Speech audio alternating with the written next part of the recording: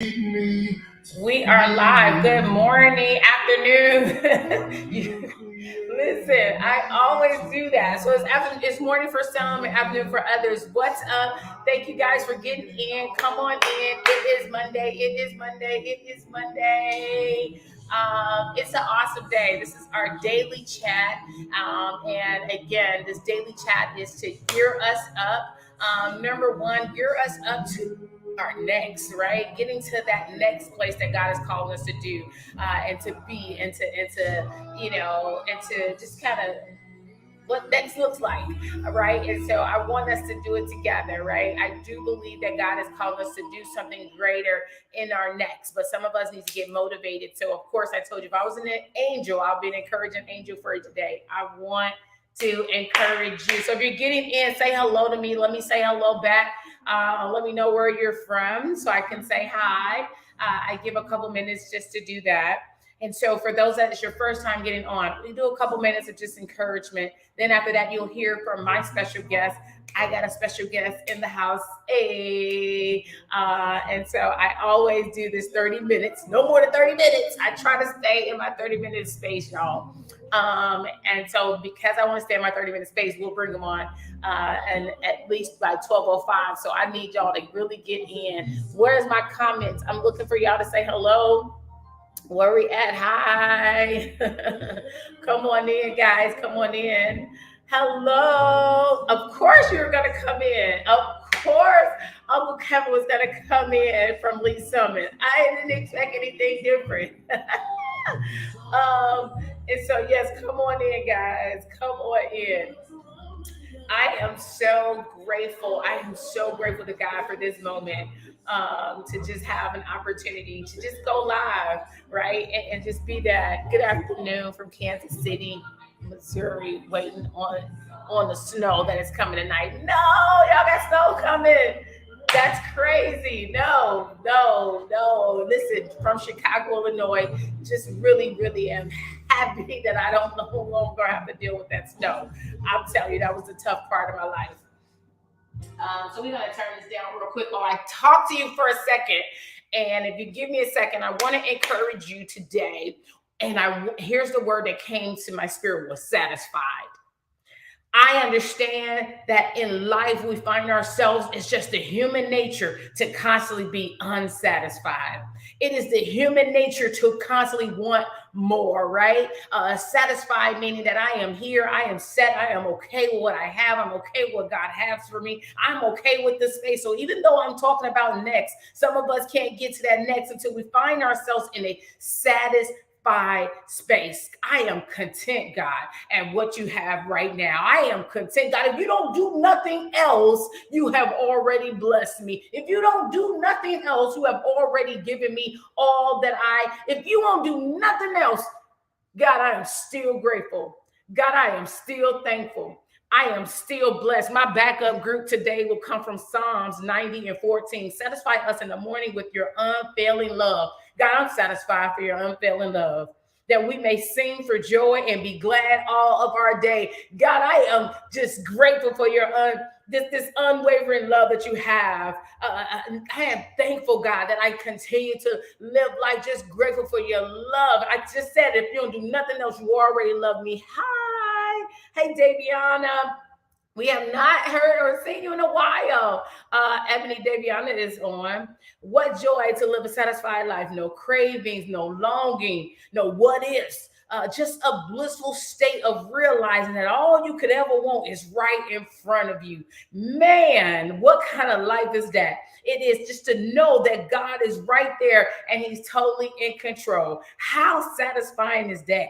To know that God got it. That's where the satisfying space falls in, that just knowing that God got it. So today we're going to put aside all of our problems, all the things that's bothering us, all the things that's keeping us up at night. Oh my God, I'm going to even give him my to-do list. Yes, I am. And I'm not going to keep worrying about it because God got it all under control. I like to think of this whole control space almost like knowing that it's part of my recipe of my life.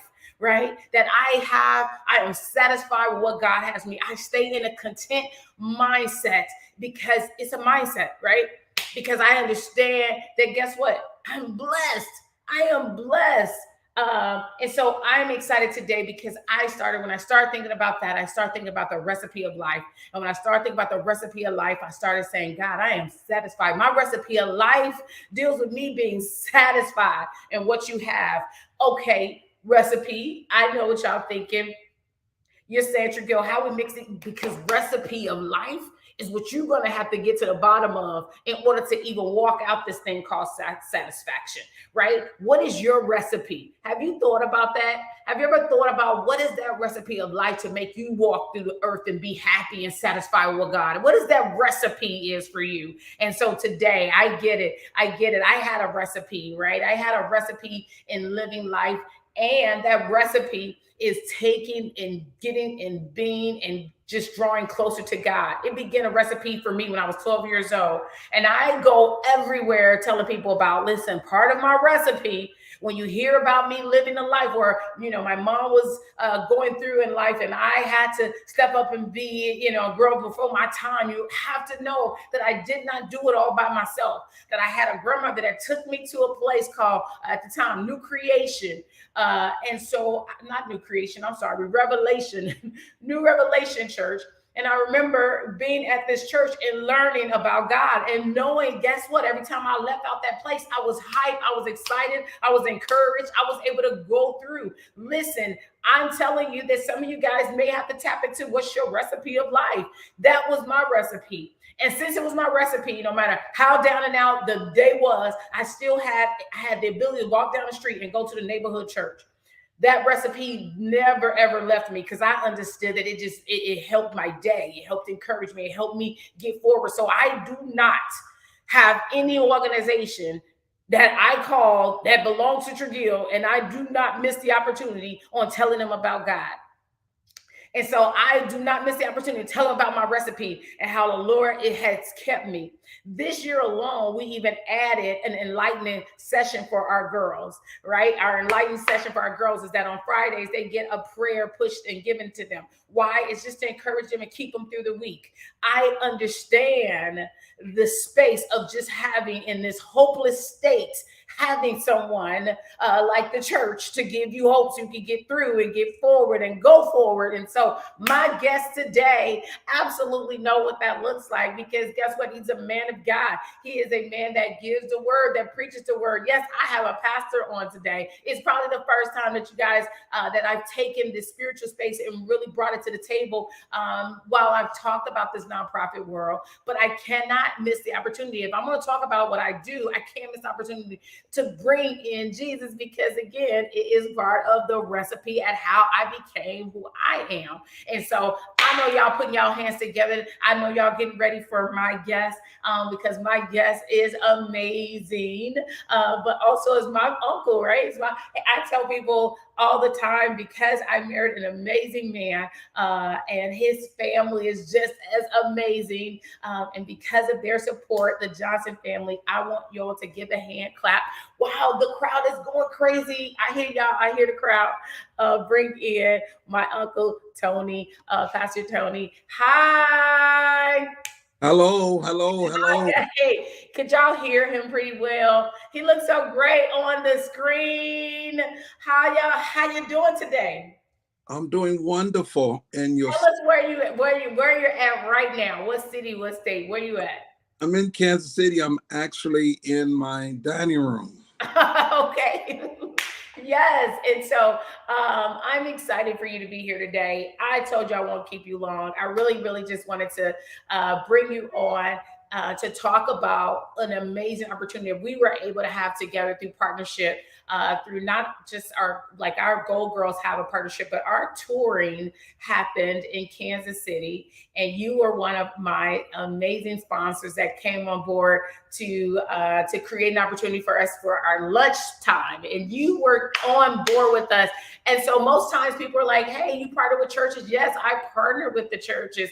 I understand that the churches desire to give outside of their four walls, but I understand that's where I sat as a little girl. So if you wanted to get little Tregill in the building, you would have had to reach out to the church, because that's where I sat at every Sunday. That's the group that could have drove me to the building to get some of this good stuff that was given in some of these conferences. And so, yes, church works for me. Church is definitely been the answer to my prayers. But I want to give you an opportunity. Let's talk about, why do you give? Why did you give back? Why did you partner with us? Well, let me first and foremost thank God for this opportunity, and thank God for the ministry that that you have in birth. This is such a needful ministry, especially in our day and time. And a lot of the young ladies who would not have the opportunities and have had the exposure that you bring along, and the education, because I've done some research in your organization, and I've done some reading, and I'm really impressed with what you've been able to accomplish through God. I mean, obviously God is on your side, because you wouldn't be far simply by luck. So we know that God is in the midst. So I'm thankful and I'm humbled to be a part of your chat service. And the opportunity presented itself to give, and it came through your cousin, which is also my niece, Ebony. Ebony said, Ebony, Uncle Tony, can we depend on you to give something? And I said, yeah. And I didn't think much about it. And of course, Ebony, with her way of making sure you stick to what you say you're going to do. That's good, E. She called me. Well, she called my wife, because I got to include my wife, yes. Yes. And she contacted her and said, hey, are you guys still going to do what you're supposed to be doing? And then she said to me, baby, are we going to do it? I said, yeah, we just take up an offering and do something. And when I presented it to the church, I mean, I did it on Sunday morning. They just swamped it. They're like, yeah, we want to be involved. This is a wonderful opportunity for us to get involved. And so we did that. But first and foremost, we give because God promised us. Yes, come on. He promised us that if we give, that He will be generous to us. The Bible said, if you sow sparingly, then you shall reap sparingly. But if you sow bountifully, then you shall reap bountifully. And another reason to give, I think when we give, it can help. It can help divorce us from an unhealthy attachment to worldly things. Wow. We can become really attached to worldly things. Yesterday, I preached a sermon about the law is perfect, but we're not. And one of the things that I said, that the commandment said, we are not to covet. We are not to covet. And I think about the things that we do covet. You know, we spend a lot of time on temporal things and very little time on eternal things. Wow. And so I think when you give, my mama used to say this, and I didn't always understand this. And to be quite honest with you, but I didn't agree with it. Mom used to say, it's better to give than Mommy said it around Christmas time. I'm like, ain't no way. That's not the time to have a conversation. Ain't no way giving is better than receiving, because I couldn't come down stairs on Christmas morning and see all those Christmas and bikes and skateboards. I'm like, this is the time. It was the Super Bowl of holidays, you know. When she talks about it's better to give than receive, I didn't quite get that. Not until I became an adult. Man, I'm telling you, giving does something to you that receiving can't even begin to touch. Yes. That's good. And we talked about that recently at how it does, even when it comes to our mental space, right? And how giving, I always tell people, man, after having a long day of doing so much, just to see the smiles on these young people's face, how it releases dopamine, like mental health, physical health, like it releases something in your body, like you say, that you can't even, in no way, no one can ever give you back, right? And so and so we talk about that space. We talked about it last week, all the benefits to it, right? If I had we get benefits on the job all the time. The benefits to giving is pretty amazing. And Amen. so you talked about, I think you said, this detachment space, right? And so I get that a lot of us don't get it, right? We don't get that whole detaching ourselves from these worldly things. We don't get it because we feel like these are things that we're supposed to have. Could you talk about that a little bit more? Like how to, like what's this detaching means? Because they're like, what? He want me to detach from this? You know what I mean? I got my mind is focused. I'm gonna get this new TV when Black Friday come, Cyber Monday. I'm gonna work on making sure I got all of this and that in the house. I got these new things. These sales is happening. Amazon gonna give us a life on Cyber Monday. Sure. So that. Sure. So, and let me just give you the premise for that thought. The reason why we are detached or we are attached to the worldly things is simple, because we are not connected to the God of our salvation. Let me explain what I mean by that. Come on. Okay. The Bible tells us to seek ye first the kingdom of God and all of his righteousness. Yeah. And then all of these other things will be added unto us. Yeah. And also says, ask of the Lord, and he shall give you the desires of your heart. Mm-hmm. Oftentimes we think God would give us our selfish desires of our heart. But the ideal there is that we would have the same heart as God, and God would give us the desires of our heart. But I say this because the way that we are as a people in the 21st century, there's a number of immaturity adolescent children that are Christians. We're still stuck on materialistic things. Mm-hmm. That's it. See, we're supposed to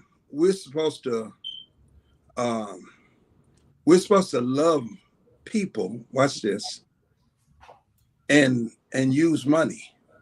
Yes. But in this society, we love money and we use people. Oh, somebody better run right there. That's good. So what happens is that we've switched the roles. We've forgotten that money is just a tool. That's it. It's just a tool. Yeah. Because some have a lot of it, some have little of it. Yeah. But at the end of the day, it's just a tool, because no matter how much you have, you can't take none of it with you. I've done hundreds of funerals, and I've yet to see a hearse connected to a U-Haul. So that nice car you driving, one day somebody else gonna be driving it. Yes. That nice house you're living in, and I'm not, no pun intended about your nice house, but one day somebody else is gonna be living in that nice house. Somebody gonna be driving. I know. Wearing clothes. And so what do we have left? And Solomon says all is vanity. He had everything. And Solomon said, I discovered that there's no joy or fulfillment in the accumulation of things. We find ourselves buying stuff over and over and over and over again. I mean, here you are buying another pair of shoes. You got 300 of them in your closet. 300 pair of shoes in your closet. No, I don't have 300, but go ahead. I know what you're saying. Yes. I don't know how many pair of shoes you have. Yeah. But saying a person could have 300 pair of tennis shoes and still they out shopping for shoes. Yeah. You're becoming attached to things. And my wife and I, after we made a deal that if we buy shoes, we got to, whatever shoes we buy, we got to give some shoes away. Wow. Before we bring the other shoes into the house, you got to give some others. We got to give some things, whatever we buy that we already have, Yes. away. And That's so, good. so before we bring something in, we got to give it away. And it's literally what you're saying. It's in your DNA. You say mom taught you. It's in your DNA. I'm finding that a lot, that we're as adults, we're missing the opportunity to even raise up the next generation to be givers. Like you're saying, mom told you this. This is what she said. You didn't believe it, but now as an adult, you can remember hearing her voice. And so right when you're saying, hey, I'm not only giving from a church standpoint, I'm giving my personal, I'm going to this, I'm giving away the shoes that's in my closet. This space of giving is just who you are. And as a pastor who has to get up, I always tell, listen, if you want to see a good giver, talk to a pastor that has to give of himself every day, has to give up all of himself constantly, have to sneak away and find some time for himself. I get it as a man of God, like you're giving constantly. I think you said this tool space, and I think that's what I think that's another way of looking at money, right? I think that's what you've just given our listeners today, is to look at money as a tool. It's not like your life shouldn't depend completely on it. Just look at it as a tool. So when you have a problem, as a person that has a problem, you look for the tool to fix it, right? And if you walk in, this is what it is. It's to answer, right? It's to answer some of these problems, but it's not life. And most of us, they say it's the root of all evil, because we find ourselves, like you say, misplacing the purpose of what these finances are. We're misplacing it. Listen, you just gave us some good old stuff today. I literally at 12:20, I only got about 8 or maybe almost 5 more minutes with you. And I see some of you guys that are getting on. Y'all are saying, hey, amen to him. I see Brittany say, what's up, family? I got all the Johns in the building today. This is going to be good. Y'all listening today. I got y'all today.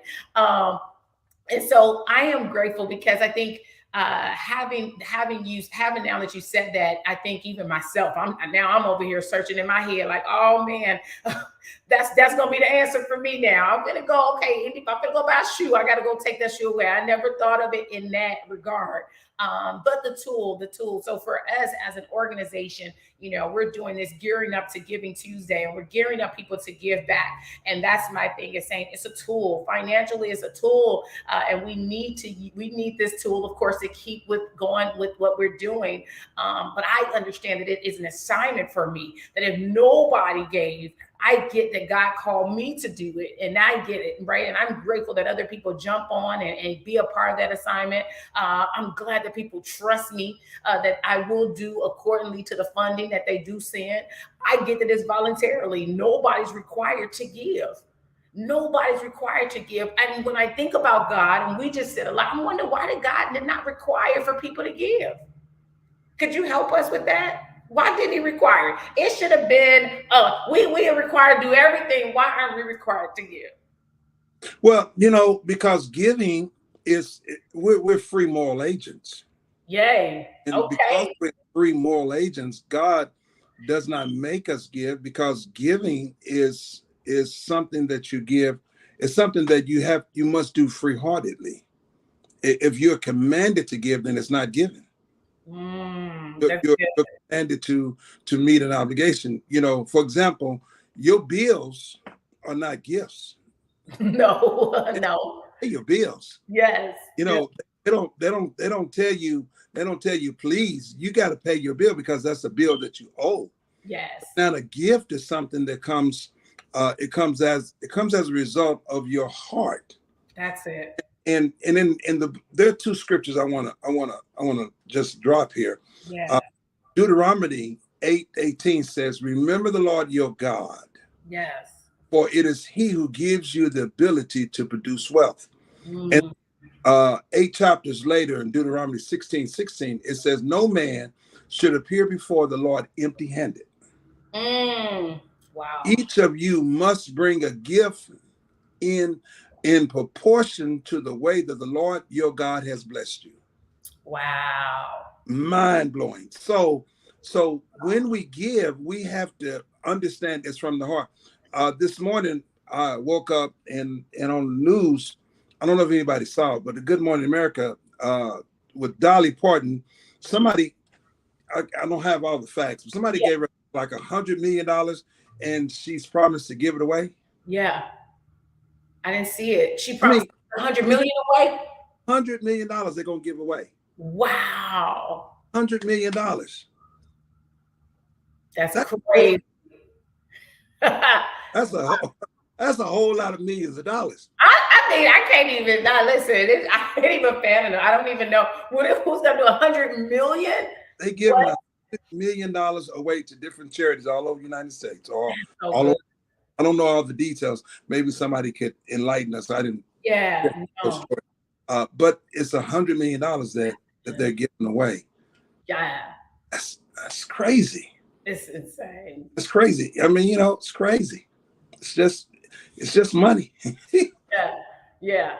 Yeah. It's such. But you're saying that it's a matter of the heart. It You're really saying is. giving is a matter of the heart, and the reality is, if it's not in your heart, right? He said, "Be a cheerful giver." He said, "It is the matter of the heart." Wow. And so I hear the Deuteronomy scriptures, but the matter of the heart part, it definitely is something that I want us to end on, because it makes people now search their hearts.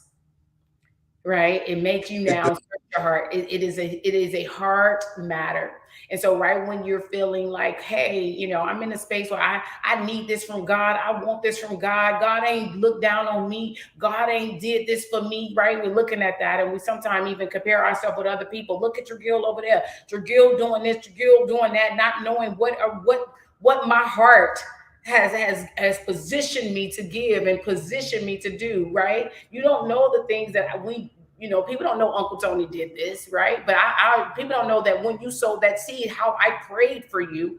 People also don't know that Kansas City was one of my best cities. Why? Because it sounds like your church probably even prayed for us when you prayed over the funds. This was my best city, I promise you. When I ain't gonna, for all those that got on, I'm just saying how I felt the grace of God with us on that day. And so that means there was this backing of God, backing of the Spirit with us because of the ministry. And so I'm just grateful because, again, the blessings that you're going to have in return of what you've done, people are going to probably be questioning, like, how that happened? Because, again, you are a cheerful giver. Your heart is, you search your heart and you're saying, listen, I'm giving as God gave unto me. According to what he has blessed me with, I'm giving back. And so the church is blessed as well. I'm so grateful. The heart makes the difference in all that we do, in Jesus' name. Someone just said, thank you. And someone will say, amen, needed this today. Some people are saying they needed this today. Amen. So good. This was so good. If there was anything, last things you want to say before we get off, what would that be? And again, I told you I'm gonna keep you at 12:30. You got 2 minutes. I would just say that there are not a lot of organizations that are doing what your organization is doing. And with that in mind, we have a lot of people who give to a lot of different organizations. We have a lot of people who give to the same ones. Yes. I'm just encouraging your listeners and those who may visit this page later on during the day or tomorrow or next week. I want to encourage those people to really pray and ask God about this ministry, because this ministry is unique in and of itself because of what it's trying to accomplish. I said something at church on the Sunday I asked for the money. I said that we have an organization that's teaching young women how to be women and productive citizens in the world. Yeah. And they're not teaching women how to twerk. Yes. They're not teaching women how to wear clothes that show their body parts. Yes. This is what we need, because we have enough out there. They got videos and TikToks on showing you how to direct your body and all that, but this organization is not doing that. That's it. a worthy cause. And I think you must consider the worthiness of this call when you give, and spread the love around. I mean, you give to everything else, give something to this one. Awesome. Thank you. You're You very just created the whole appeal, so I don't even have to do the appeal. Thank you so, so much for getting on. Someone said this is a male voice speaking, and that is what's amazing. And that's why another reason why I wanted to get men on that's saying, hey, we have to pour into our women, our young ladies that's coming up. It is important. So thank you for not only being a man of God, but just being a male voice to say, I do support it. I do get behind it. So thanks for representing for all the men. praise. And we love you. Thank you so, so much. And so I'll do my appeal. Talk to you later. Uncle Tony, so I'm going to remove you here. Bye-bye. Instagram, if you are watching, I definitely wanted to make sure that you guys got in a little bit on it. You heard a male voice speaking on Instagram, and I know I brought it on real at the end, but we're in our whole gearing up, Giving Tuesday time, but we're gearing up for what's better. We're gearing up for what's next.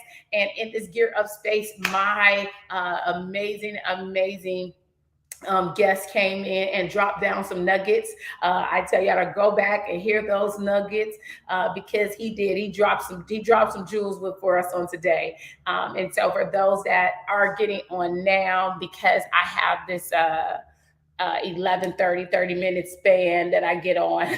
I want to make sure you at least know the ways of giving now that he has helped us in this space. There's this 2-way of giving. We got the Givelify app. We also have Cash App, right? You could do it on both of those apps. Hashtag ABSF4. Yes, I want you to get involved with the girls, Dr. Tiffany. Definitely, I want you to get involved with us.